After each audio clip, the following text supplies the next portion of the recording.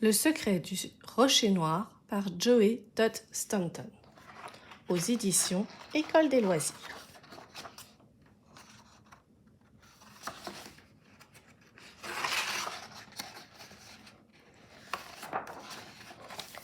Erin Pike habitait à côté d'un port de pêche avec sa maman et son chien Archie.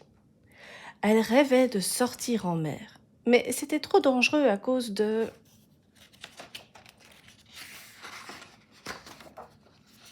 la légende du rocher noir.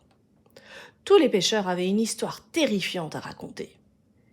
Il change tout le temps de place et est capable de réduire un bateau en miettes. Il est aussi gros qu'une montagne et aussi pointu qu'un espadon. Pourtant, Erin n'avait pas peur. Tous les jours, elle se cachait sur le bateau de pêche de sa maman. Et tous les jours, grâce à son flair, Archie la retrouvait. Le soir, elle attendait que sa maman rentre saine et sauve, en espérant apercevoir le mystérieux rocher noir.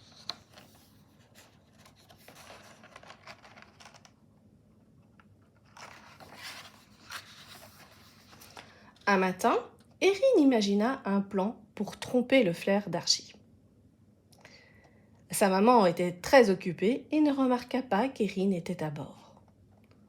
Au cours de la journée, le brouillard descendit et devint plus épais, toujours plus épais, jusqu'à ce qu'Erin ne voie pas plus loin que le bout de son nez. Soudain, une forme sombre, gigantesque, se dressa devant le bateau. Le bateau vira brusquement, et comme il repartait dans le brouillard, Erin tomba à l'eau sans que sa maman s'en aperçoive.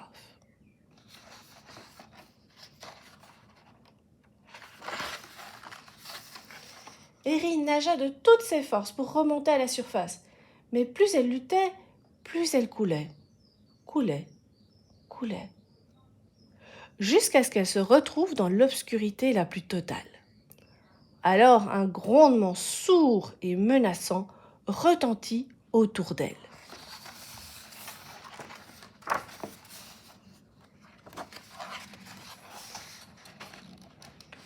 Le rocher noir se réveillait.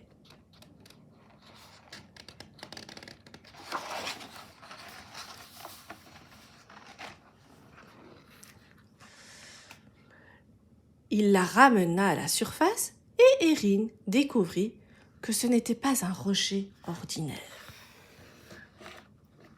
C'était une immense créature vivante entourée de centaines d'espèces de poissons multicolores.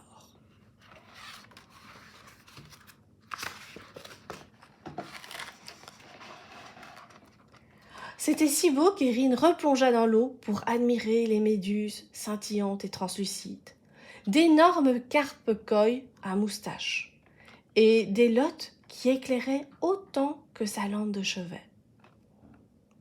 Mais elle vit aussi des égratignures laissées par les bateaux qui s'étaient perdus, des filets de pêche tout emmêlés et une énorme ancre pointue plantée dans le rocher.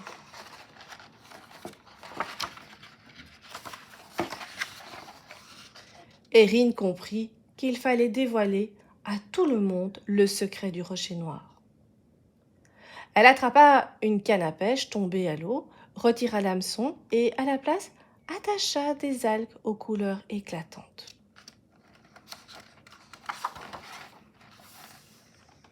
Puis, Erin lança sa ligne.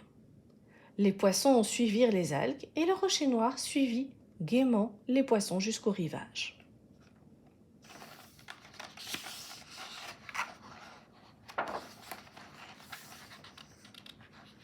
De retour chez elle, Erin voulut expliquer comment le rocher noir l'avait sauvée, mais personne ne l'écouta.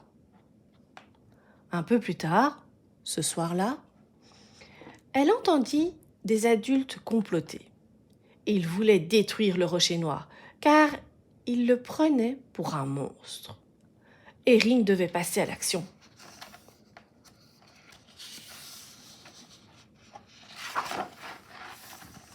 Elle rama aussi vite que possible, mais les bateaux la suivaient de près.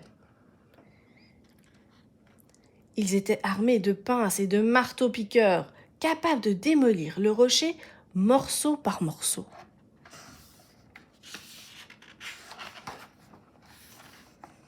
Erin sauta sur le rocher noir au moment où la première pince voulut s'y attaquer. Aussitôt, les vrombissements s'arrêtèrent. Et tous les animaux qui vivaient sur le rocher noir remontèrent à la surface, un par un.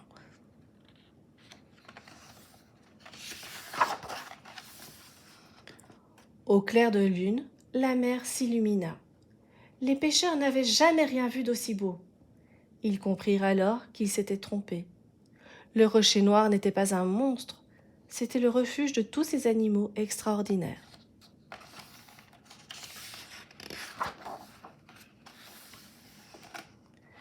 Peu de temps après, Erin et sa maman construisirent un petit phare.